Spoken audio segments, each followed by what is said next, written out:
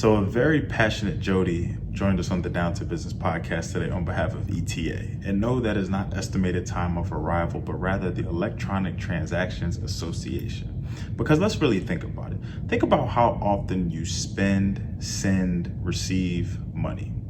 How versed are you about that process? Or is it simply a tap to pay? Is it simply a cash app to a friend? Or is it simply a withdrawal from the bank when that paycheck hits? Jodie really got into the nitty gritty, spoke about all the ins and the outs that comes with the payment industry, which she really loves. And honestly, after hearing about it, we all love money. Money makes the world go round in a sense, but it very much is something to think about. Very much is something to consider when you're thinking about how quickly money moves, how quickly things can get verified, all at the tap of a card or the swipe of a card. So, she talks about the futuristic aspect of things and the advancements that are coming to truly make the lives easier for myself and you. So without further ado, enjoy episode 222, Simple and Secure. Welcome back, everybody, to another episode of the Down to Business podcast here with Tamar Turner. A big shout out to Jodie. Big shout out to the team. If y'all can't tell, she has a very unique, very interesting setup. You're going to see the camera kind of moving a little bit. She's high tech. So I'm actually going to follow up with her offline just to figure out where she got that from, because I like to move a lot and my camera doesn't follow me. So I think that would be kind of cool if I could get that as well. But no, very, very, very, very, very excited to be sitting down with her today. I appreciate her taking the time with me. And I know that, one, she's going to be of a great resource, of great value to myself. But as always, we bring these people on here. We want them to real life just be able to help our audience, to help our viewers, to, each one teach one mentality here at Down to Business. So before we get into all things that Jodie does, how she can help you, and even to be able to continue to follow along her journey, Jodie, how's everything on your end? How you doing today? Everything is great. It's a beautiful day here in the nation's capital. All right, so for everybody out there that'll be tapping, and as I said, I know we're going to have some people from your side. I know we're going to have some people from our side, but we're going to have some newcomers, some people who are finding out about both of us in some capacity, and wanting to tap in, wanting to follow us along. So to make sure that everybody is all caught up, to put everybody on the same page and playing field, just do two things for me. One, just tell us a little bit about yourself, and then two, just tell us what brings you on the Down to Business podcast today. Yeah. So my name is Jodie Kelly. I'm the CEO of an organization called the Electronic Transactions Association. And what that means is that we are a group that represents an industry, and our industry is the payments industry, which is this unbelievably interesting, tech-forward, innovative industry. I'm in Washington, D.C., and that's because we do a lot of public policy work, a lot of work with government, primarily at the federal level, but increasingly at the state level as well. So I get to work with a ton of fun companies. We're doing really interesting things, do all kinds of things with them, and in my off time, enjoy Washington here. It's definitely a place to be. A lot of sights to see. I do love DC, and especially coming from Philadelphia myself, DC was a lot of times a weekend trip or just on the metro to Union Station real quick and back and forth. So, all right, the payments industry. Wow. Like, to some that may be something that's fun, something that's cool, something that's, we need to get paid in some capacity, so depending on your involvement, depending on which side of that spectrum you're in, could depend on your opinion about it per se. But for you, why choose to get involved in this? Why choose to do something? Because one, this industry requires work, as most industries do, but it's a different kind of work here. As you said, even with what you're doing with government, it's a different scope of things. You have to pay just a bit more detail and a bit more attention to things, especially with the landscape of everything, specifically where you are. So when choosing what you wanted to do and choosing kind of to move forward, and before we even get, I guess, to the ETA part where you branded yourself and everything, why did you particularly choose? What interested you the most about where you're at right now? Yeah, well, let me, if you don't mind, let me back up a little bit and kind of tell you about how I got here. So I started my career as a lawyer, and I practiced law for a long time, for about 12 years.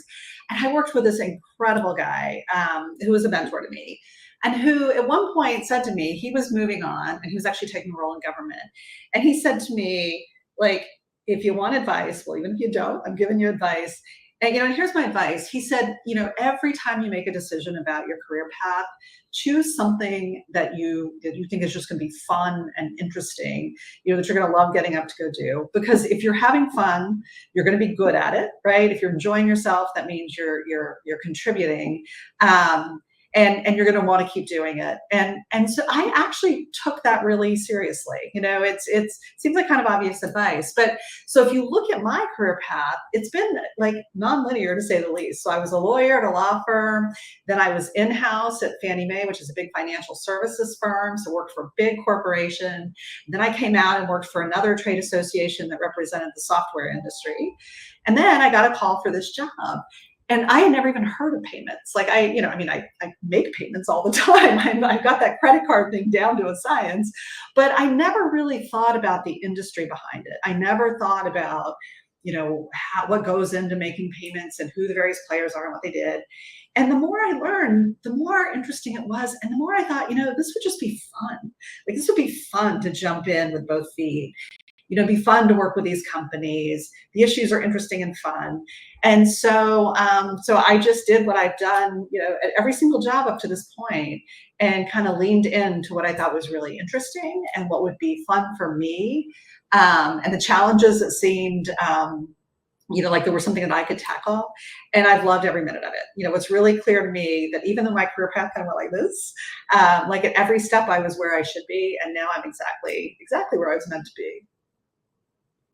And I think a non-linear career path, I don't think that's really anything to be alarmed about, or something even to be ashamed about a lot of times, especially if you're following the advice from your counterpart, because to have fun and to have interest, to have hobbies, to have things that you really do enjoy, it can sometimes be over here and then sometimes over here and then sometimes down here and up here, so I think that that's cool. And I think that it's even better to hear that you were intentional about that, waking up every day and doing something that you love, but versus waking up and doing something that you have to do because you have maybe responsibilities or bills that need to be paid or children that need to be upkept and everything of the sort, are two totally different lifestyles, and one will get very, very tiring very fast, but you'll still stick that out because responsibilities don't stop, bills don't end, children just, they still need to be taken care of even after they leave your house or reach of age or whatever the case may be. So I love that even through and through, you made sure to put your happiness first, your mental first, your peace of mind first, because that's not always the easiest thing to do, especially with entering that business world and that entrepreneurial journey. So getting into payments, as you said, things started to interest you a little bit, things started to kind of pique your fancy and everything like that. So at what point did ETA come about? How did that really work its way now into your journey into be doing what you're doing right now? Yeah. So what happened, as happens in lots of places, I got a call from somebody who was doing a search for this organization. So the CEO slot was open, and somebody I've known for a long time, and asked me if I'd be interested. And I'm curious by nature. Like I like to learn new things. And so I thought, well, let me learn a little bit about this. And then once I started learning about it, I was like, this is awesome. Like it's so interesting. And our member companies are big brands. They're companies that and respect. The people I was meeting, I liked. It was just clear there was so much opportunity and so much that would allow me to do the things that I really love to do, like kind of imagining what's possible, like really kind of seeing how we could support this industry and kind of building something, which I love to do, and doing it, like again, on behalf of an industry that is really tech forward, really interesting, driving, the economy in ways that are really important. And so the more I learned, the more I thought, like, this is a thing I should be doing. And I'm so glad it worked out. You and me both, because I can hear the passion and I can just see it, and I think that it's work that needs to be done, but it's not necessarily that everybody could just do it. If everybody could just do it, if it was just that easy, if people were just that passionate about it, then it would just be like that. So I want to take a deeper dive now to a phrase that I've heard you mention a couple of times now: tech forward. And I feel like with the times that we're in, with everything going on from AI this to tech this to advancement this to there's a new app with that, there's a new upgrade here, upgrade there, was the fact that you were entering an industry of such capacity, meaning tech forward is kind of ever changing, ever moving. Did that cause any apprehension for you, or did you second guess it at all? Were there things that you feel like you needed to do in order to be prepared? Because I think about my earlier stages of the podcast, and I think about how I didn't really pay too much attention to AI and artificial intelligence. And Yeah. it wasn't until I really started talking to a lot of these other companies that I realized that one, AI is being implemented so much these days, but two, it's not a new thing. It's just that it was in different forms, it was in different spaces. There were even times where people were kind of giving me examples of things, and I was like, wow, I didn't even draw that connection that was that Right. and that was that. So here in this industry, here in this phrase, knowing that things are tech forward, knowing that things could be this way today and the next and some a totally different way tomorrow. What was that like for you as you entered this industry and kind of put yourself on Front Street? Yeah. So, it's one of the things that's exciting. Look, and you're right. It can be a little bit daunting. There's a lot to learn. There's a learning curve that you really got to take yourself up. But it's really interesting. And one of the things I really loved was, as I got to know the industry and thought about it, I love the way that innovation and kind of what consumers want were kind of driving each other. And so what I mean by that is, the example I used to give when I first started this job was, back in the day, right? Like you'd go out into the street and you'd wave to try to get a cab and you'd hope one would show up and then you'd hope you remembered your wallet and you'd hope you'd have enough, right? And suddenly, we have apps on our phones, right? And we call for a car, we tell it where we're going, and we pay in the app. You don't need your wallet, you don't need cash, you don't need to worry about whether you can find a cab. And people, they find that and they love it, right? They love the convenience. They love how, it lets them go about their day in a way that's easier. They don't have to worry about security because the payments industry worries about security and making sure that payment's secure. And it just makes your life easier and better. And then as soon as you experience it, you want more, right? You're like, that's awesome.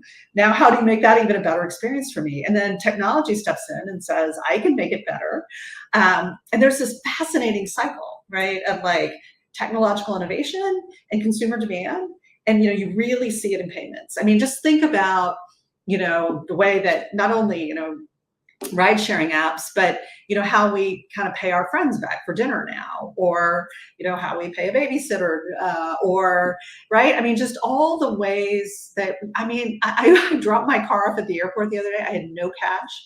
The guy who I dropped it off with says you can send me a tip, through your phone, and I did. Right. I mean, we love it.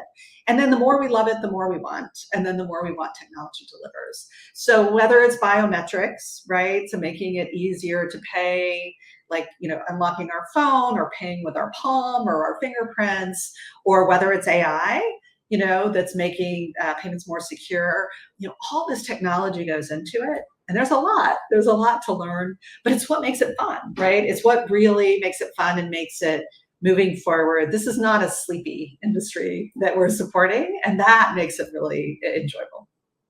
I like that. Not a sleepy industry for sure. No, it's definitely something where, if you take a slight nap or if you turn your head too far, you definitely miss a lot of things that are kind of going on. It could be here today, going tomorrow. But I love the idea too of a learning curve with an industry too, because I think in a sense it keeps you on your toes. It keeps you motivated. It keeps that ambition and that drive and just things going as well. So speaking of learning and just along those lines, how do you, because as you said to you, like, when you think about how you started lawyer and then you think about kind of where you are now, it didn't necessarily, it wasn't just a straight shot. Most lawyers just don't go and enter payments now in Washington DC and do things like that. So when it came to you embracing this, you kind of understanding this, there were some things that you probably had to do some research on. You had to probably put some behind the scenes work in just to make sure that you were understanding. Even today, I would make the safe assumption that you're still remaining a student of the game with everything going on, with things change. You don't know it all, but you're quick to realize that even people around you may not know it all, but somebody knows something you don't know.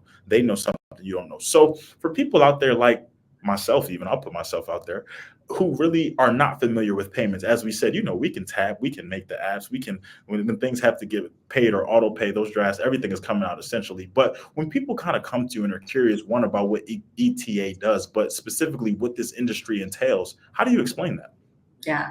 I mean, so I'll tell you how I explain it, but I will tell you, when you explain it to like somebody you're talking to at a cocktail party, or that a friend that you're meeting for lunch, you can get about this deep because it's a really complex industry.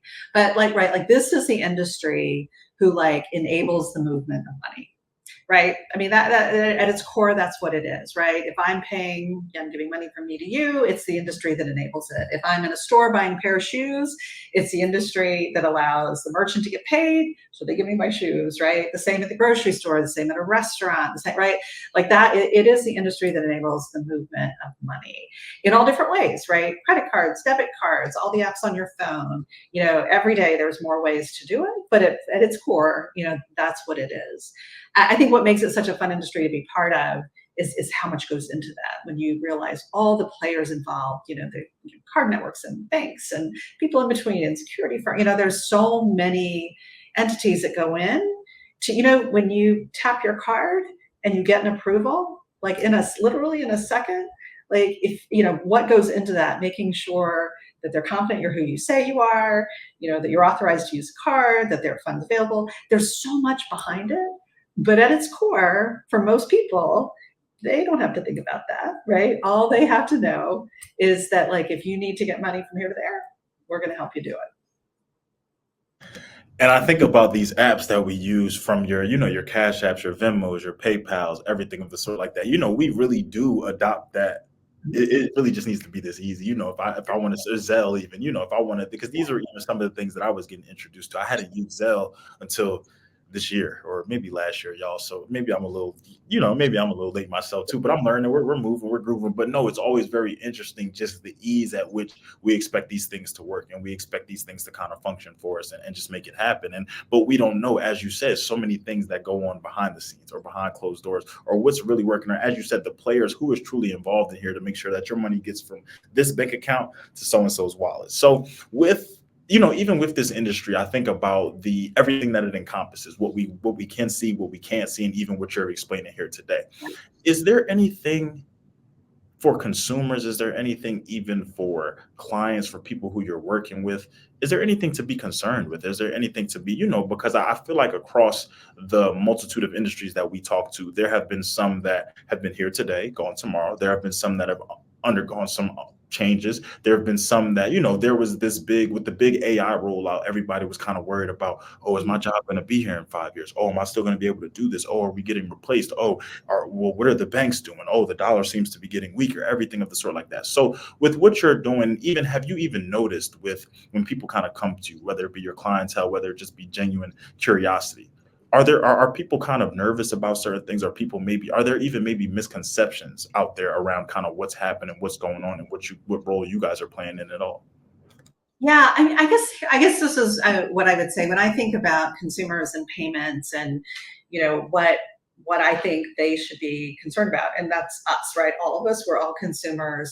I guess the biggest thing I would say is, and it's a function of the fact that where there's money involved, there's always going to be kind of bad people trying to get the money, and good people trying to keep bad people from doing it.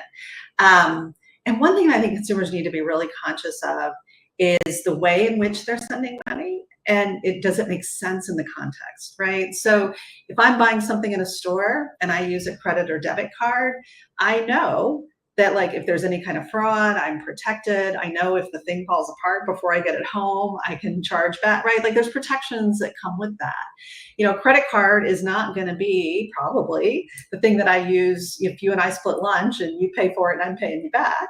I won't use a credit or debit card there. But there are these peer-to-peer apps, right, that make perfect sense for that. I know you, I know what it's for, I can send it to you. There's a lot of fraud, though. People calling people suggesting all kinds of things, right? Like that, that they're calling from the IRS, or that their child needs help. And people send money on those apps. And that's a different kind of payment. And it's going to be really hard and maybe not possible to get it back, right? So I think people just need to be wise as consumers. Understand when you have kind of a wide range of choice, that all of these options have things that they're most suitable for. And so really be educated and think about how you're going about your day. Because whatever it is, there's a solution for you, but understanding the difference, I think, is important. Being cognizant for sure. You have to realize, as you said, what makes sense, what the situation, reading the room almost in a sense, and just recognizing what would be diligent here versus what would be not so diligent here. Because yes, I've read emails, I've gotten letters in the mail, phone calls that look identical, that look very real, Yeah. that Oh literally yeah. almost mirror something, that if you don't read a word correctly, or if the website looks off a little bit to you, if you just, me as a communication major, me as someone who sends emails, journalism, everything like that, I pay a lot of attention to grammar and writing. And the minute Yeah. something don't make sense, the minute capitalization is off, or something is not right, or anything like that, that's the red flags for me. But for people who are just reading things through, and sometimes, as you said, you get that email and everything just looks to be good. Well, you didn't recognize that they capitalized a random letter in the email address, or you didn't recognize that this big company is emailing you from a Yahoo account or something like that. So sometimes it's just little things that all of us, until you've kind of seen the trial and errors, until you've been through so many different periods and different things, you don't even realize that there are different schemes and scams like that out there, from companies like USPS and Amazon, that are getting caught up in these things and in a bad light. So we talked about kind of some of the things to avoid, the dangers, the risks, the misconceptions that come with this. But I want to now talk about the excitement, with the tech forward industry, with everything that's going on, with everything that you're doing. I know that there has to be things that you are excited about, that you're looking forward to, that you guys are even kind of involving yourself as players within the industry. So for people out there who are, learning about ETA right now, learning everything that goes into the payments industry, and wanting to kind of follow along and keep things going, what about this industry? What about kind of everything that you're doing, and what about even what's to come is like exhilarating for you? What really kind of makes you happy, and what are you most looking forward to? Yeah, there's so much I'm excited about. I gotta tell you. I mean, it's all the like another example I give. So the car I have that I drive right now, like if I'm about to run out of gas, which happens entirely too often because I don't pay attention, but it'll tell me. It'll say you're about to run out of gas, and like the little map pops up and says like, do you want me to show you where the closest gas station is so I don't run out of gas? And then I get there and I fill up, and I either pay at the pump, or I actually have an app on, depending on the gas station.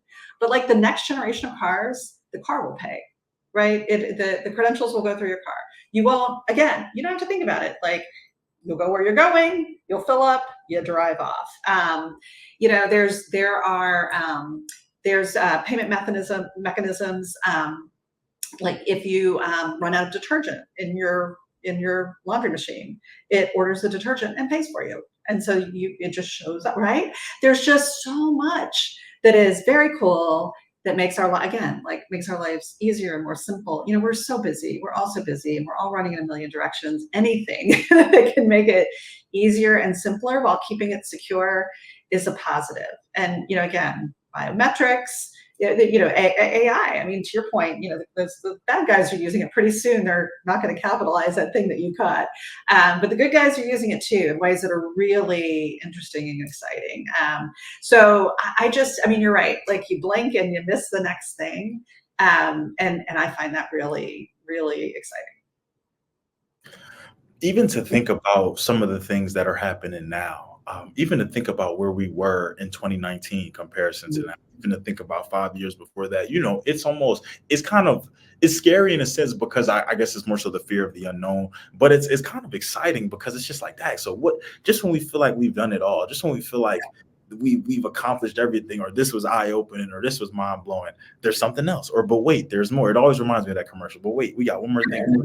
There's something else around the corner, around the horizon. But I think you are very much on the right track about how it's more so just taking everything that we're currently doing, advancing it, but automating it, just making it that much quicker, just making it, because I think now we live truly in a world of accessibility, that people will do things that are just easy. If I don't have to, if I can, I'm somebody who, I'm not really a fan of ordering food. Like, I'm not really a fan of having to call, order it, somebody else go get it. I don't know what happens from that time to that time. And I don't like the idea of like, I'm not a fan of it. But there's so many Uber Eats, DoorDashes, GoPuffs, and delivery services that it's just like, people will pay for that. And if I got to tip a little bit extra just to make sure that it gets to my front door, I'll do that. So we literally live in a time where, we don't even call people when we get to their gate codes anymore, or anything like that. We just ask for the code, or we do it on our phones. Or my other apartment complex used to have an app that you could open it anywhere you were. So we could be a city across, somebody tell us they're there. So it's just so crazy now how things are just advanced, and the role that technology is playing in it all. But as you said, there are those people who want to take advantage of it and use it for their own agendas and what they do. But there are companies like yourselves who are really implementing it and making sure that it's of use to the clientele, it's of use to, progress and everything. So, as I could imagine, ETA is not the only player within this space, but I could imagine that ETA is very much a unique and prominent player in the space. So, for people who are not really familiar with ETA, for people who don't even remember what the acronym stands for, as you told us at the beginning of the Yeah. episode, I'm quizzing y'all. I'm listening to everything. But for those people who are not really too familiar with ETA and what it all encompasses and what you all do, what does it look like when it comes to working with ETA? I know that right now you guys said that, and you specifically are very much based within government and making sure that things are taken care of in that realm. But what can an experience look like when it comes to ETA? Is this like, are these like consultations? Are these like meetings? Are these things where you guys really have to, quarterly analysis? What does it really look like when we sit down to work with ETA from a company perspective? Yeah. So, you look at our member companies or payments companies who work with us, there are different things we do. So we do a lot of, as you said, government relations, working with governments. And that means really understanding the industry, right? Understanding how public policy could affect the industry. AI is a great example, right? Like the government right now, both at the federal and state level, are talking about regulating AI. We are in there talking to policymakers every day about what our industry does, what it doesn't do with AI. As you said, AI has been deployed for a long time, right? I mean, in the payments industry for decades, we've used machine learning to help fight fraud. That's a good thing, right? You don't want the government to get in the way of that. But so there's a big educational function with the government, just really making policymakers understand like who we are, what we do, how we do it, and what we can do to work together to get good policy that kind of enables that innovation, but also protects consumers, right? I mean, without consumer trust, you have no payments. And so, we have the same goals there. We also work in the states, and the states are really busy right now, so we're kind of doing a similar thing. But we do a lot of other things too. We have educational courses because it's a complicated industry. And so for people who are entering it or you just want to know more about it, you can learn about it starting at 101 and then kind of moving up from there. We do things that help our members comply with laws. We have a conference coming up, because it's a very highly regulated. Again, you're dealing with money, so of course it's highly regulated, and the industry wants to get it right, and we want to help them. We do events. We bring people together. Kind of to learn and network. We're going to be in Florida next week for one of our events. So we do a lot, engaging with the industry, with member companies, just to kind of help advance it, to move it forward. And when I talked about all the possibilities, there's so much more we can do. And that we continue to do. It's exciting and fun. The part that stood out the most to me about that was the education piece. Oftentimes as an expert within the industry, it can be overwhelming when translating that information to the novices and the beginners and the people who are just not well versed or know nothing of it but need the services. And oftentimes, it's almost like what they say about women in mechanics. It's like when you go to the mechanic, sometimes if you're not really that expert or if you don't have that trusted figure with you, a lot of times you could feel slighted. Or it's nothing like those stories of sometimes I talk to some of my friends and I'm just like, well, Dad, you let him get you for that, and that when all you needed was that. But he said that sounded good. But, because I've even been guilty of it sometimes. They start pulling stuff out or they start opening the hood and all these noises start coming about and they telling you this. And, to me, I throw my hands up and I say, okay, do it. But now I start asking questions like, hey, well, is my car still going to operate without, because before I got here, I just thought this was a routine oil change. I thought my car was good and everything.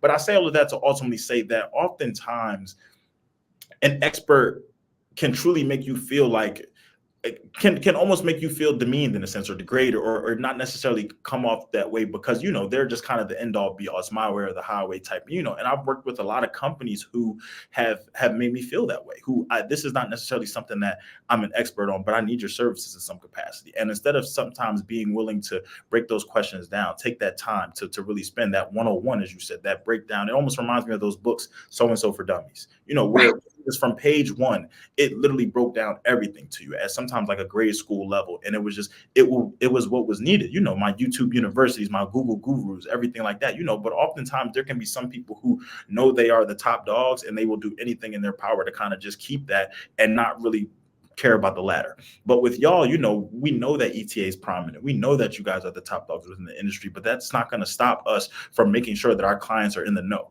We're not here to, sugarcoat. We're not here to hide anything or make you feel like you're in the dark. We're not here ultimately to sell you. And the biggest thing that I love about the companies that I talk to is that they're not on here to make a sale. I can't tell you the last time somebody came on here, gave me a price, gave me something. We're advertising something at the bottom. These are companies, these are people who are real life passionate about what they do, love what they do, but also want others to feel the same way. We want you to come in here not knowing a thing about payments or the industry at all. But by the time we wrap this up or by the time you're finished with us, you will feel confident. You'll be okay. You may even be able to get on a podcast and explain some things to us. But I love that because, it's not something that's always offered, and it's not something that's diligently sought after because, with the education, with everything that y'all are doing, it still is up to the people. It still is up to those companies and those people to do their due diligence and to take advantage of things and to make sure they're asking those necessary questions, because you can't say, hey, we put everything in front of you. We gave you the path to success. You just didn't kind of walk it your way, or you didn't take advantage of it. So I love that y'all are intentional about that, because I could imagine, for myself, other companies, people who this is just not what they do. This is not their bread and butter. So, to be told, hey, all right, we need you to do this. We need you to do that. We need you to do that. And to not always necessarily understand why, it could make you a little apprehensive. It could kind of make you behind closed doors. Like, hey, does ETA, does Jodie, do they really have my best interest in mind? Or is this just a money grab? So from y'all, I definitely don't get that. But as you can say, it's always kind of stated in the foundation and what y'all do. And so I absolutely love that. So with ETA specifically and how you're set up right now in Washington, D.C., to do what you do, does it require, could you essentially just come down to Florida and do what you do exactly the same way, like work within the government and do all of that? Would you have to I almost think about, as you are with a lawyer, or an agent, in order to practice different places or in different spaces, you kind of need different certifications, different tests, different rules, and everything like that. So does the payment industry, or does payments specifically within the government realm, or even just payments in general, does it differ as you move from state to state or location to location? Yeah, so a couple things. So there's federal law that governs our space, and there's state law as well, right? And so, if you're operating in that state, you got to comply with everything, right? With the federal law that applies to you and with state law that applies to you. And so in the work that we do, trying to make sure those laws are thoughtful and that they are kind of tailored in a way that makes sense for the industry, so that we can be, to your point, like that trusted expert, the one that really is explaining in a way that is kind of thoughtful and right down the middle about, what makes good policy. We have to operate both at the federal level here in DC, which is why we're here. Congress is here, the executive branch agencies are here. There's just a lot going on here. But we also operate in the states, and a lot of times we'll work with people in the states. Because you're right, Florida is different than DC, and that's different, than Arkansas, and that's different than West Virginia. So we want to make sure that we're being responsive to what's going on in that state. And so we do everything, we get up to speed and we learn, we grow to understand what's happening in the States, but we also frequently work with people who are on the ground, because, they know it in a way that you can only know it if you're enmeshed in it. Sometimes you got to be in the trenches, as you say. You got to be right there, feet on land. So I know I love to hear that. No, but as you spoke to, with anything, one, you have to make sure you're complying with where you are and what's going on, but also two, you have to. That's another testament of being a student of the game and recognizing that while the industry itself is changing, while the advancements and technologicals are changing. Okay, well, there could be laws right now being adopted in Florida that I need to stay up on, just in case. There could be laws or things happening within this space that I need to make sure that I'm well aware of, that I'm always reading for. So, it always goes to show that within any industry, even when you feel like you're ahead of that curve, or even when you feel like you just got enough, there's always going to be something that's, as you said, as long as you're not in a sleepy industry. So I think, as long as we continue to move forward, as you said, progress with this industry, as long as new advancements are coming about, as long as new things are happening, as long as money is being sent, everything of the sort, I feel like this ball is going to keep rolling for sure. So, all right. I know that now we're going to have, well, I guess I want to be a little bit nosy. So with what you do, with everything that you kind of have been doing, is this where you want to be? I know that you love everything that you have going on. I know that you specifically even love who you're helping, who you're serving, who you're being a voice and a resource for. Is there anything else left for Jody within this industry? Do you kind of want to branch off and do it? Because we already know that you haven't followed the linear route. I love Yeah. so sometimes we could be over here today, we could be over here tomorrow, but for you, for everything that you've done, for the experiences that you've been able to amass, people you've been able to talk to, testimonials, everything of the sort, is there more to this that you want to do, that you want to accomplish, that you want to kind of dive into and are curious about, or is this where you want to be right now within ETA? Well, I think the answer is yes to both. So, I mean, and here's what I mean by that. Look, I am right where I want to be, right? I am so privileged to lead this great organization. We have an amazing team. We're doing great things. We have members who are effectively, our customers, our clients who are fabulous, who are supportive. It's all goodness, right? It's a great industry, great people. It's hard to imagine it getting much better than that. But if the question is there more you want to do? The answer is absolutely, right? But absolutely. We are positioning ourselves. We came out of COVID, thank goodness. Kind of got our feet back under us, and we're positioning ourselves to do more and more for our members every day. And we're actually right now in the middle of building, our plan for next year. And so I will never sit still. It's just not my nature, right? It's not my DNA. So is there more I want to do? 100%. But do I love what I'm doing and who I'm doing it for? 100%.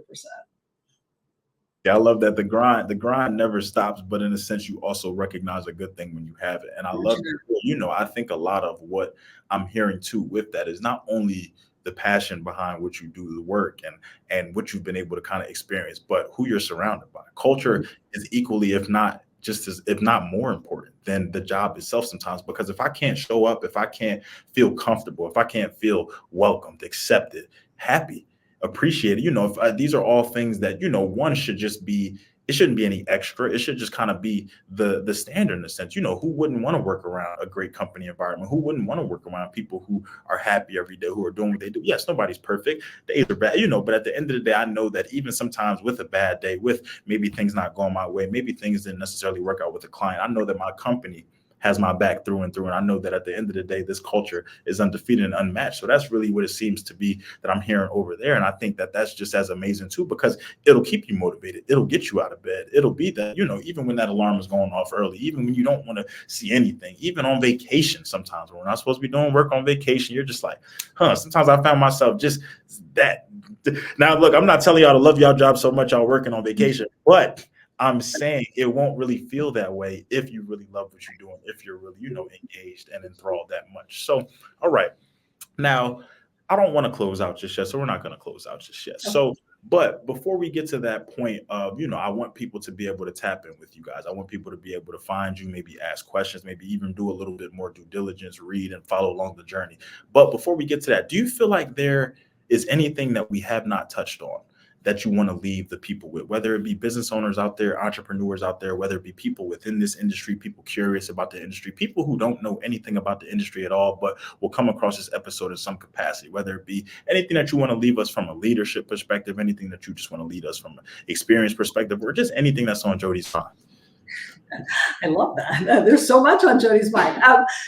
Here's what I think. I just want to pick up a thread from something that you just said, and you're talking about culture and your company and the support you get. And as I think about my happy but nonlinear journey, and kind of what I've learned along the way, I think there are two things that you have to have, and they have to work hand in hand if you're really going to take something to great, right? And that's and it's kind of been part of everything we've been talking about. Like you gotta aim big, you gotta be ambitious, right? Like you gotta look and figure out what you can do, and then just decide you're going for it, right? Like you see it, it's going to be great, and we're going to do it. But the flip side of that is the only way to do it is by having the people. If you're not leaning into your people and your culture, you have the best ideas in the world. You can have a perfect plan and vision, and you're not going to get there. And so really making sure that, everybody is right there with you, right? That they're supported, that they're excited about where you're going, that they feel, because you are going there together, right? And when you get there, it's like a celebration for everybody, and make no mistake, you're going to get there, right? But you can't do it without everybody. It's one of the things that I love the most about leading an organization is really focusing on the people part and the culture part and getting that right. Because I'm just ambitious by nature. That part's going to come, but I want to accomplish it, and that is how you accomplish it. And I just think it's a critical kind of leadership lesson that I have learned. And I think with that too, like it's one thing to be able to celebrate, to achieve, to have that for you. It's another thing when you can have people with you and bring, I tell people all the time, like it's my dream and my aspiration and my hope to one day have a down to business like empire, enterprise, or, and I don't want that to sound like a monarchy and me just kind of at the top, but no, I want this to be a true community. I want, if you're well versed in this, then I want to have you, comfortable in doing this and celebrating that. I want this ultimately to be an each one teach one. I want this to be everybody helping everybody, because I've sat down with so many people at this point that I feel like whenever people come to me or ask a question or need something, I can point you in the right direction. But even when I can't, I know that those people can point you in the right direction, or somebody can. So I think you're so right when it comes to the people. Who are you surrounded by? Who is the like-minded, but who is also there with you? There through the good, there through the bad, there through the ugly, the pretty, and everything of the sort. Because I think too, your team is always going to be a reflection of you, of your company, of your brand, and of your vision. You can't do, even as a one-man band, even as a one-woman band, you still have people around you. You still have people in those shadows in your corner who are a reflection of everything that you have going on, whether their name is on it directly or not. So I love that you said that, and even how you started, aim big. Look, you have to shoot beyond the stars. I even tell people now, we say the sky is the limit. I feel like the sky is the floor. We're limitless, so I think you have to, a famous artist of mine, he pretty much said, if your dreams don't scare you, then I feel like you're not dreaming big enough. It should be things that almost feel unattainable, or things that, you can't just wake up tomorrow and just have it. But you can wake up tomorrow and really just have it, or build that foundation and make that. So that aim big too is just as important. I don't want that to go unnoticed either. So, all right. I feel like today we gave people a inside scoop, an inside look into kind of what's going on. What are these? We're sending, as somebody who just was using Zelle this morning. Yeah. Now I kind of know that, it's not just, well, I know for me, it's just as easy as adding this recipient and sending it there. But I know behind the scenes, I know there are so many different things involved and action, but I also know that there is so much progression that's even being thought about, implemented right now that we don't even kind of see. So I love to see that, but it also just opened my eyes to kind of just the behind the scenes of what goes on and things that we're just doing like that. So this is, for me, the call to action. This is me, this is where we can really get on here. We can have an episode, we can have a discussion, we can educate, we can talk, but this is really kind of where this is now up to the audience. As I've kind of been repeating in some of my more recent episodes, I may have to adopt the cliche, you can lead the horse to the water, but you can't make them drink it. So this is the part where, we've pushed y'all as close as we can. And as Florida being come on, I'm very close to water, y'all. So we're right here. But as now, it's up to the people. It's up to those tap in. It's up to those who are curious to then take that extra step. So for everybody out there, for everybody who's listening, coming across this, as I said, in some form or fashion, what are the best places to reach you? If people want to find out more information about ETA, really take a deeper dive into what it is you guys are doing, into the industries, and even, as you said, into that tech forward, into really just seeing what's to come, what's happening, because you even spoke about some things to be on the lookout for today. So what are the best places to reach you, best websites to check out? Give us everything you got. Yeah. Okay. Well, you should come to our website. Of course, right? And it is electran.org, ELECTRAN. I didn't create the URL, but we're electronic transactions, electran.org. There's a ton of stuff there. We're in LinkedIn. Follow us on LinkedIn. You can reach out to me on LinkedIn if you're interested. I will tell you this. This is a really cool industry to be part of, and people get into it and they never leave because they love it. So, people are interested, either because they just find it interesting, or because they're like, that might be something I want to try. Check out our website. We've got all kinds of resources there. You can follow us on LinkedIn, and you can always reach out to me on LinkedIn as well. All right, y'all. She told y'all how she ended up in the industry, moving all around. But she also just told y'all that once you're in, you're not going back. So it begs the question. It begs maybe some curiosity. I know we pick a lot of interest on this podcast. I know we've made a lot of connections and spoken a lot of things into existence. So I'm hoping that we could do the same for somebody very soon. But no, Jodie, honestly, thank you for everything. Thank you for the energy. Thank you for making this Monday not feel like a Monday. For the interview today. I'm not sure when this will even air, but hopefully we're not dropping this on another Monday, but we might just That's okay. people stays up just the same. But no, one, two, just thank you for the diligence, everything that you did, one, to get connected with me and making this happen, but two, just really taking the time today to give us some insight, to really let us know kind of what's not, what people may think, but what really is going on. And three, thank you just for the work that you are doing. I may not be affiliated with the government in any capacity, but I know what you're doing is needed. I know what you're doing is important. I know what you're doing is truly making a difference. And as I said, the education piece alone spoke to me. And that's something that is much needed. And I'm really hoping and praying that my audience taps in with you in some capacity. But if not, I'm tapped in. So I'm here. I will ask all the questions. I will pick all the brains that I need to, and here to show all the love and support. But to everyone who continuously taps in with us, whether you popped in with us today on Facebook, LinkedIn, YouTube, Instagram, it's a lot of things we got to keep up with, y'all. So thank y'all for just continuously showing love, for making things happen. I love y'all. This has been another episode of the Down to Business podcast. Here with Tamar Turner.